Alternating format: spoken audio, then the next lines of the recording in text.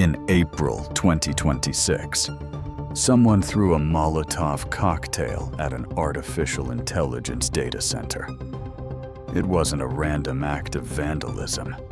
It was coordinated. It was the same week that Sam Altman's house was targeted. The same month that an AI doomsday analysis from an obscure Substack newsletter went so viral, it triggered a multi-billion-dollar market sell-off.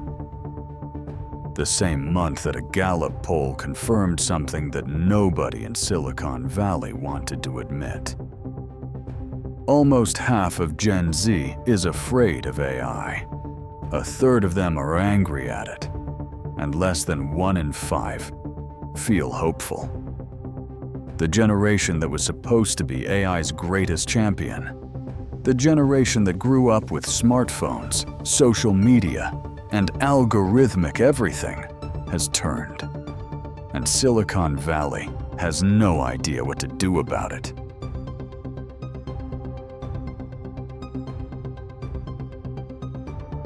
Let me give you the Gallup data, because this is the foundation of everything that follows. In April 2026, Gallup released a comprehensive survey of American Gen Z attitudes toward artificial intelligence. The headline numbers: more than half of Gen Z, 52%, use AI regularly. Less than 1 in 5 feel hopeful about it. Nearly half say it makes them afraid. A third say it makes them angry. Gallup's senior education researcher, Zach Ranowski, identified the core of the problem. He said the oldest Zoomers, people who are now 25 to 29 years old, are the angriest because they are, quote, acutely aware of the ability of a technology to transform cultural norms without a second thought.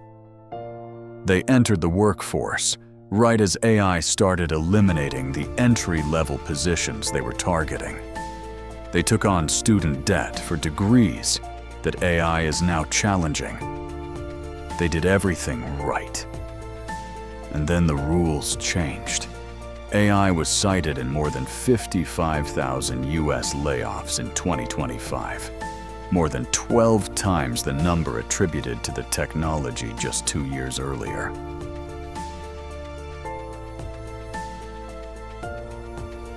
The Gallup numbers would be remarkable enough on their own, but to understand why this generation is angry, rather than just anxious, you have to understand the 3 specific gaps that created this moment. Gap 1. The promise versus the reality. Sam Altman has publicly suggested that AI will usher in an era of, quote, universal basic compute, that people will barely need to work, that the future will be almost frictionless. Meanwhile, inflation remains stubbornly high. Housing is unaffordable. Consumer confidence is at historic lows. Entry-level jobs are evaporating. Alex Hanna, a professor who studies the social impacts of AI, told Fortune there is a real mismatch between, quote, consumer confidence and people's pocketbooks and budgets, and what the technologists and the AI companies say the future is supposed to look like. Gap 2. The generational awareness gap. Gen Z is different from every previous generation in one specific way. They watched millennials get hurt by the internet economy. They watched Facebook use social media as an emotional manipulation machine. They watched gig economy workers get squeezed by algorithmic pricing. They know the pattern. And unlike their parents who downloaded Facebook thinking it was a way to connect with friends, Gen Z is looking at AI and asking the uncomfortable question first. Who actually benefits from this? Gap 3. the personalization of harm. This isn't abstract anxiety about robots taking over. This is a 23-year-old who studied graphic design and watched AI image generators eliminate the freelance market she was about to enter. This is a 25-year-old who took on $60,000 of debt to become a paralegal and is now watching AI legal tools do the same work in minutes. The harm is specific, documented, personal. And when harm is personal, anger follows.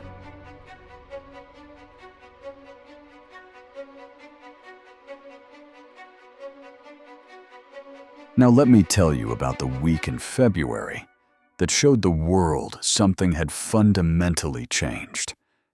In February 2026, a Substack analyst firm called Citrini Research published what they described as an AI doomsday scenario.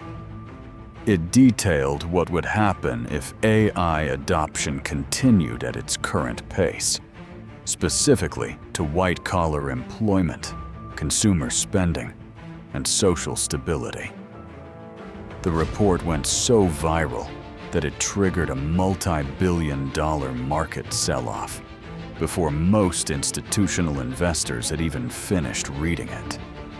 The same month, Jack Dorsey announced he was cutting nearly half of Block's workforce. He hinted the cuts were because of AI innovation. Wall Street celebrated. The stock rallied 25% the next day. The company was rewarded for firing people in an AI-driven economy. Then came the physical responses. Sam Altman's home was targeted. An AI data center was attacked with fire. Online forums began circulating addresses and schedules of AI executives. I want to be precise here. I am not endorsing violence. Violence against property or people is wrong, regardless of the politics. But I am saying that dismissing this as random criminality is wrong. These are symptoms, and symptoms point to a disease.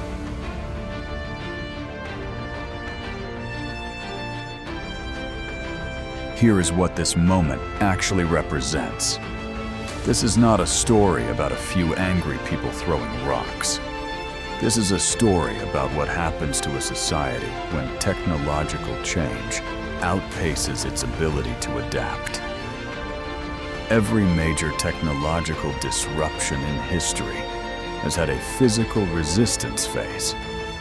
The Luddites didn't destroy textile machines because they were irrational. They destroyed them because the machines were eliminating their livelihoods, and no one in power was doing anything about it. 200 years later, the same dynamic is playing out. But this time, it's faster. And the people writing the rules are more concentrated than at any point in economic history. A handful of companies, a handful of founders, making decisions that affect hundreds of millions of people at a pace that no democratic institution can match.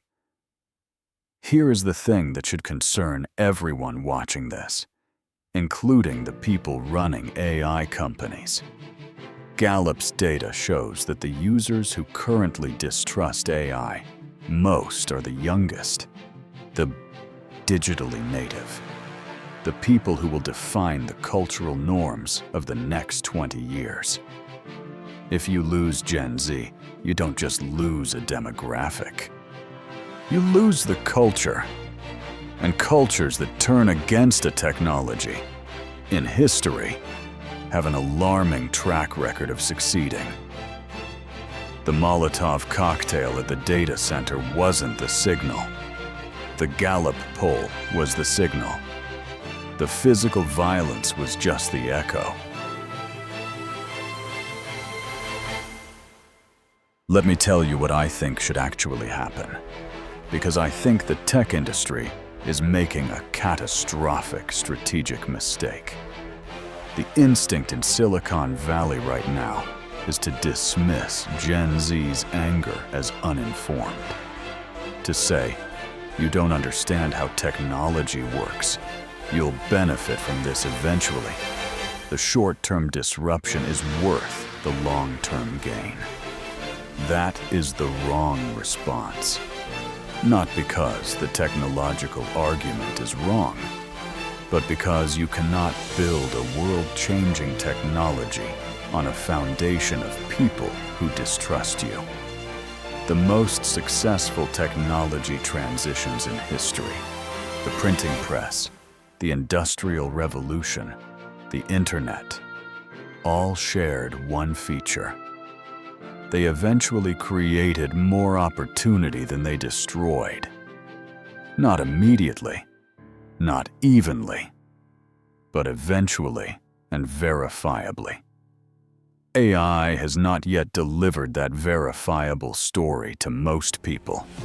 It has delivered it to founders, to investors, to established professionals who could leverage it. It has not delivered it to the 23-year-old graphic designer or the 25-year-old paralegal. Gallup data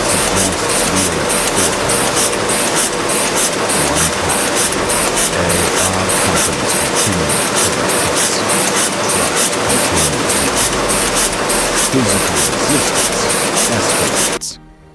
Governments intervene reactively. The technology gets deployed in the worst possible regulatory environment. The other path.